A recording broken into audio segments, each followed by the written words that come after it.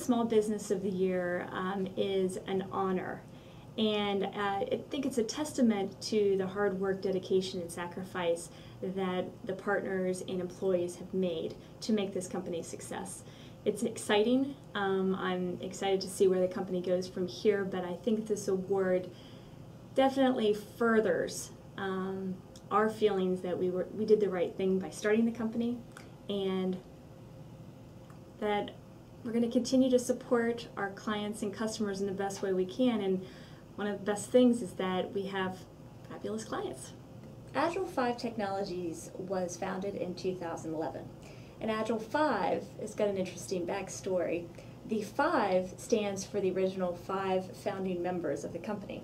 And I am one of the original 5. And then there were also 4 software engineers who'd worked together on a project at CGIS in Clarksburg, West Virginia.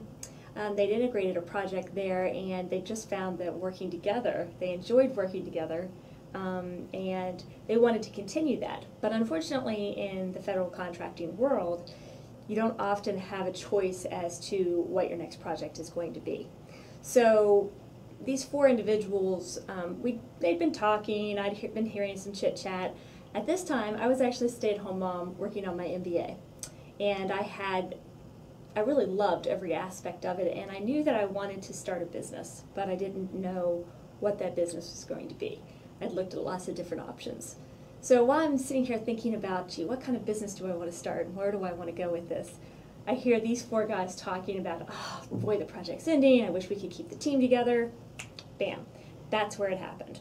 That's where we were able to actually bring in the fact that these 4 individuals who worked so well and had such good synergy, brought them together with me, who was actually looking to start a company and looking for something that would make sense. I didn't want to start a company that I wouldn't make any money with. So we brought that together. We formed the company. We talked about what it is that we wanted the company to be. And basically we've become a provider of enterprise software systems to the federal government. So the initial 4 software engineers who were part of our team already were working in the federal space with the FBI at CGIS.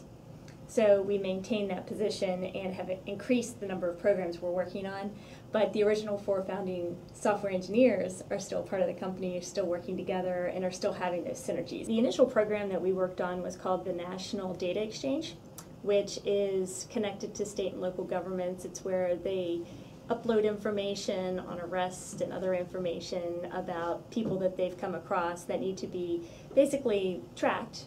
And the system was integrated at the FBI level. So the FBI manages that system for the state and local governments. Another system that we work on is called NGI, which is the Next Generation Identification System. It's based at the FBI, and it's the largest biometric repository in the world of fingerprint, palm print, facial analysis, and other variables related to biometrics. And it's been a very good project for us to work on. It's given us a lot of exposure in the federal government to various systems, but it's also allowed us to develop an area of expertise that not every other software development company has. We do applications development for iOS and Android. The very first application that we released was for the Marion County Convention and Visitors Bureau. And this is an example of all the different features that we were able to offer on our initial release. We offer support services whenever there's an iOS update or any type of software updates. We support that as well. And this was a success, and it was very exciting for us. And it's one of the things that our first intern worked on. We've now managed to transition, and we are supporting the West Virginia University Urgent Care Center apps for iOS and Android.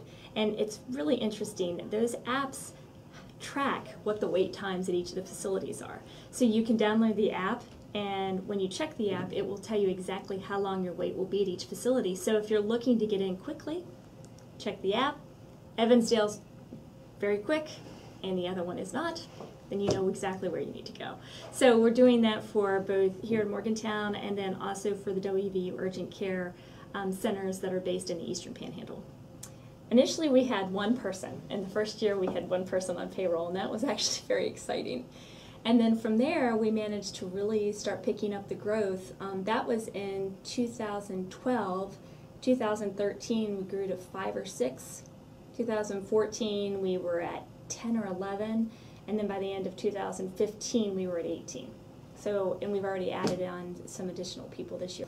But it's important to me as a small business owner you want to grow, you're going to go where the opportunities are.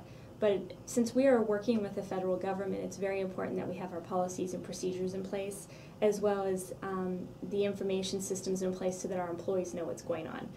I expect any growth that we do have, we will continue to have some growth in West Virginia, but my expectation is that growth would be in other states and potentially internationally. So we're going to have a very good system in place to make sure that we're dotting all our I's and crossing all our T's.